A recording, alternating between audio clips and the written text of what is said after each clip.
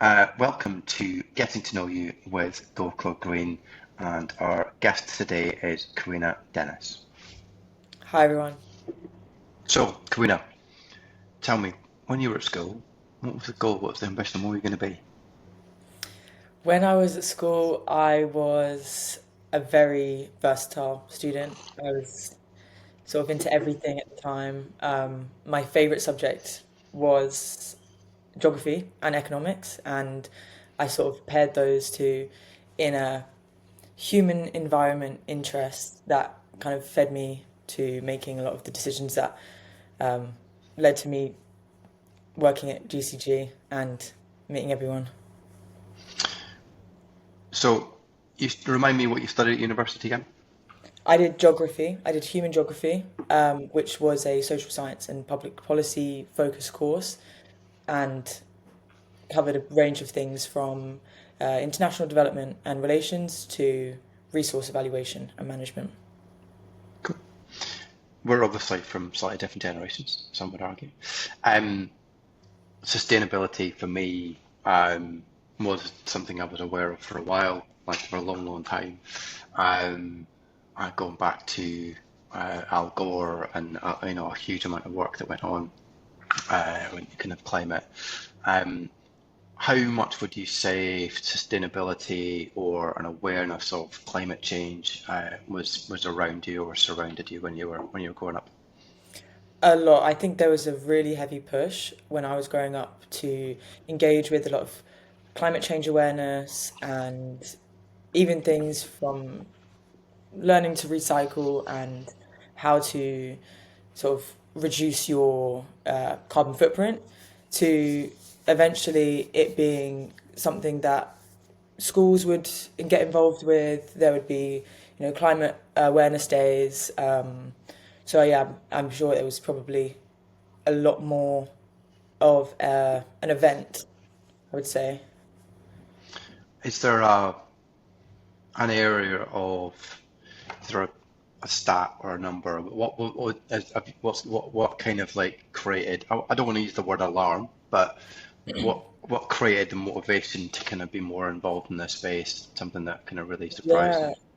What I think when I was growing up was a huge thing was to be very concerned about the polar ice caps melting and animals going extinct and there being an increasing concern around wildlife and biodiversity, which which naturally I think as children you are sort of very your becomes a worry and something that you are fearful of because your affliction to animals and stuff.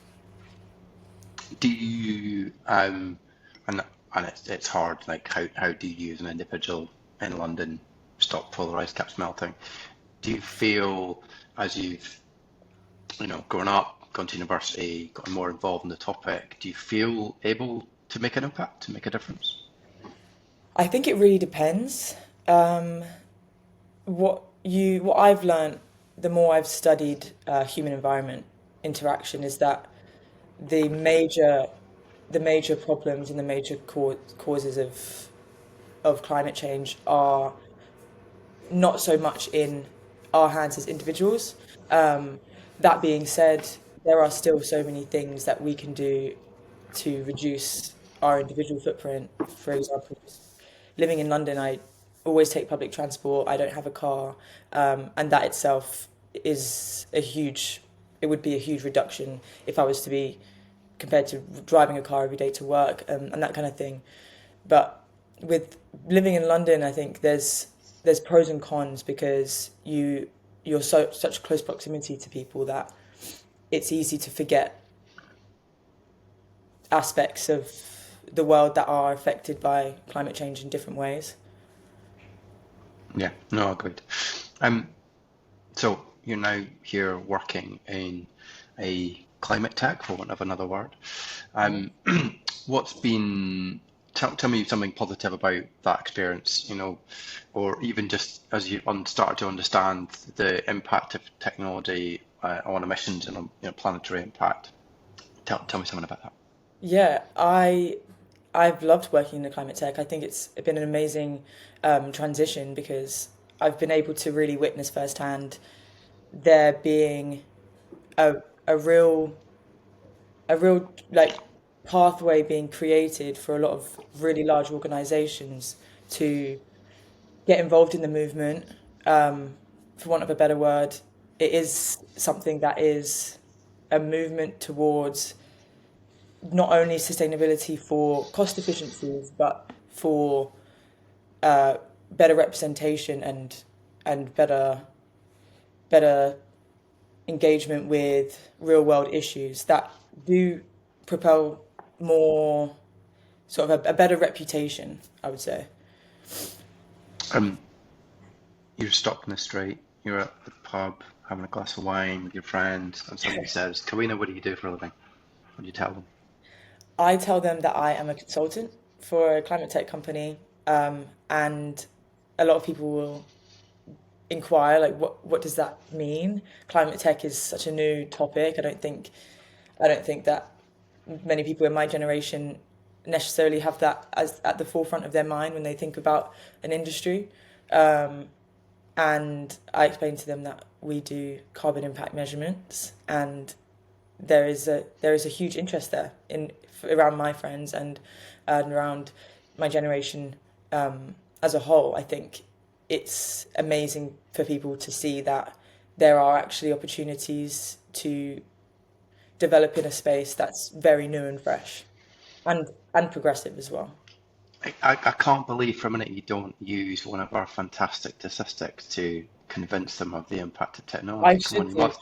I have in the past. My favorite one is that ICT emissions are 4% of global emissions, and people are very shocked to hear that aviation is only 2% of that. So that's a great one, as well as 30% of organisations' emissions are from ICT related products. Can't believe you're not using Taylor Swift statistics these days. And the Taylor Swift one, streaming, what was it, billions of streams a year, huge impact.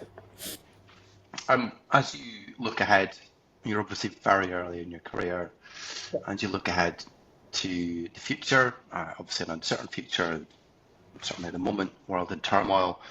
Um, what can you imagine the impact you might make in 5 and 10 years? What kind of future do you see both in the industry you're working in today, but for yourself as an individual as well? Yeah.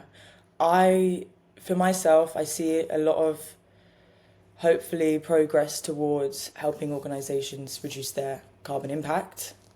Specifically, large organizations, I think there's a huge amount that can be done and a huge impact that can be made, especially when we've seen at GCG, we've seen opportunities to reduce carbon emissions by up to like 52% in some organizations. And when you think about ICT making up 30% of their total emissions, that is a major impact. And I think when you make those small steps to positive change, that will translate and that will sort of spread and trickle down into a lot of other organizations and a lot of other people's minds and consumer awareness as well. So there is a there is a space there, I think, that will absolutely expand.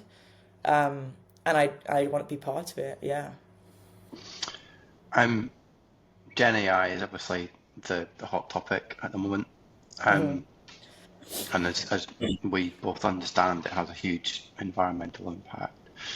Um, what's your thoughts on the impact of Gen AI? And I don't just mean in terms of emissions, but much more culturally. There's Yeah. a generation who are coming through who will most likely be more impacted than any other, generation. It's happening to you right now, impacting jobs, impacting culture. What's your thoughts Yeah. on the impact of Gen AI on you guys? Yeah, I think Gen AI is something that is extremely hot at the moment, and almost everybody I know uses it in one way or another. And I'm sure everybody that I know uses it, even if they are not aware that their apps and their Netflix and their Spotify are using AI in the background. I think the impact, more than anything else, needs to be something that people are aware of. Um, and when people are aware of it, they are able to actually sort of make certain changes to mitigate the uses. Because, for example, using ChatGPT, that when that first came onto like for the public, everybody was using it, and nobody knew actually what the impact of that was. And when sort of discourse started spreading that one prompt is 1 cup of water or something, everybody sort of had a second thought about, actually, do I need to use ChatGPT to ask it what I want for dinner tonight, and that kind of thing. And on the flip side, I would say that generative AI is incredibly useful source for information as well. And in the healthcare industry, in the education industry, I think it can make a huge amount of difference to a lot of people. But there's a caveat there in terms of whether that is accessible for everybody across the world, and is that going to then So sort of widen, it's yeah, about balance. yeah, balance. And you, I don't think it is a constructive thing for it to widen gaps between um, certain populations and certain groups. Agreed. And we already know there are there's data poverty, for those who can't afford, 4G, 5G, unlimited data, and the impact that that has on them to engage in an increasingly digitized society. Yeah. Um, and we can imagine that Gen AI is going to increase the potential of that divide. So, um, one final question for you, Karina. You're back in the pub, and your friends say to you, "What's one thing I should do to reduce my impact with technology?" What do you tell them? I would tell them stop using ChatGPT for everything. I think that's a major impact. But the primary thing that I think everybody should do is just to prolong their devices. I think embodied carbon is something that we really overlook, and with consumerism being, buy the new version of this, buy the new version of that, uh, it just creates this sort of cycle of never-ending e-waste. And at the end of the day, you don't need a new phone every year or every 2 years, and you can sort of use refurbished items as well, which will give you the exact same service, exact same product. But I think, yeah, that's one thing that I think is really important. And with that, thank you very much, Karina. No worries. Thanks, Gary.